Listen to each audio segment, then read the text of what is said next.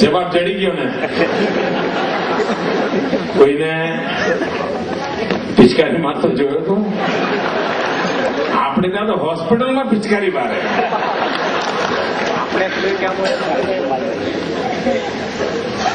એમાં સરસ મજાની સફેદ ટાઇલ્સ હોય ને ત્યાં ખાસ લગાવે.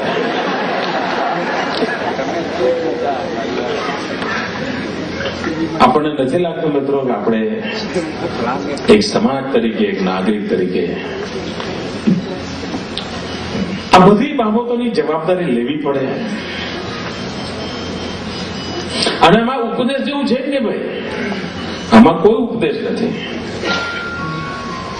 આ સહજ સ્વીકાર્ય કરવાની બાબતો છે મિત્રો. આપણા સમાજમાં કેટલીક બાબતો એવી વિચિત્ર છે મિત્રો. કોઈ ભાઈ આખી જિંદગી બીડી ના પીધી હોય તો કોઈ નોંધે ના લે, કોઈ ઓળખાણ ના કરાવે કે ભાઈ મારા જયનારાયણ ભાઈ જીવનમાં ક્યારેય બીડી પીધી નથી, એવું કોઈ કહે છે ના. પણ માનો કે 20 વર્ષ સુધી રોજ ચેઇન સ્મોક કરવાની છોડી હોય તો 20 વર્ષ સુધી પીતા હતા, હવે છોડી દીધા. 20 વર્ષ એટલે ભાઈ જે પીતો નથી એની જય જયકાર કરવાનું.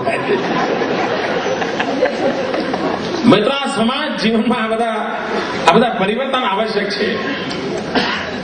જે લોકો સારું કરે છે, જે લોકો સારું કરવાની મથામણ કરે છે, જે લોકો આરોગ્યને પોષક અને પૂરક એવી જિંદગી જીવવા માટેનો પ્રયાસ કરે છે, જેમણે પોતાના ઘરની બહાર ક્યારેય કચરો નાખ્યો નથી, એવા બધા લોકોની તરફ સહજ આદરનો ભાવ આપણે કેળવવાની ટેવ પાડવી પડશે. તો આપોઆપ બીજાને થશે. નહીં તો ઘણી વાર તો મિત્રો મને ખબર છે કેવી મુસીબત. માનો કે ભાઈ આ ચોમાસું આવ્યું અને મેં ભૂલે ચૂકે સૂચના આપીએ કે ભાઈ પાણી ઉકાળીને પીજો. પતી ગયું સાહેબ, અમારો વારો નીકળી જાય. મુખ્યમંત્રી લોકોને કહે છે કે પાણી ઉકાળીને પીજો, પરંતુ ગેસના બાટલાના ભાવ કેટલા વધી ગયા છે. अरे भाई बड़बड़ चीजों पाप 12 बात है. ચોખ્ખું આવે છે ભાઈ, પાણી ઉકાળીને પીવાનું હોય. હવે એટલું હું કહું તો કે ગુનો છે મારો ભાઈ. સર્વજન હિતાય સર્વજન સુખાય. પણ સાહેબ અમને 50 પ્રશ્નોના જવાબ આપવા પડે. અને તેથી મારે તો મિત્રો મુસીબત એવી છે, મેં હમણાં એક જગ્યાએ કહ્યું કે આપણે ગુજરાતમાં અન્યાય થાય છે. મીડિયાના મિત્રો જાગી ગયા બધા. તમારા કોંગ્રેસના લોકોએ દિલ્હીમાં પ્રેસ કોન્ફરન્સ કરી. કોંગ્રેસના મિત્રોએ પ્રેસ કોન્ફરન્સ કરી અને એમણે કહ્યું,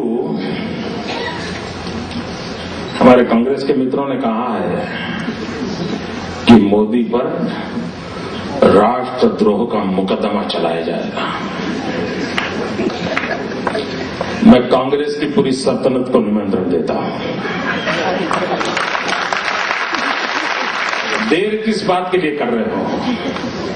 और मुझे कांग्रेस से राष्ट्रभक्ति के प्रमाण पत्रों की जरूरत नहीं है.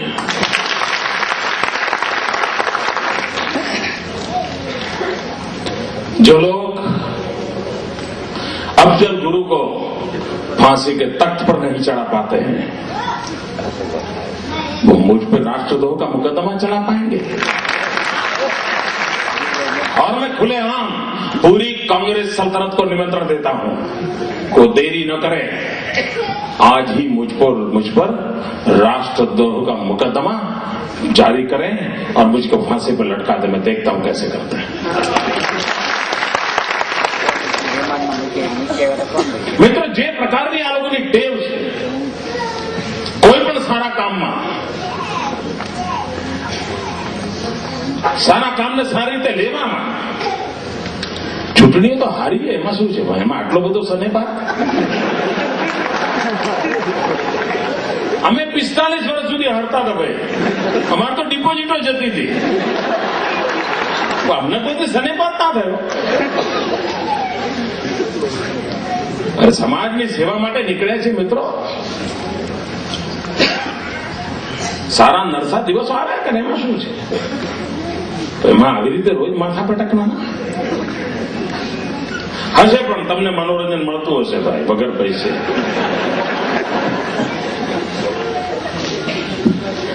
તો સુરતવાસીઓ અને દક્ષિણ ગુજરાતના સૌ આગેવાનો આ 108ની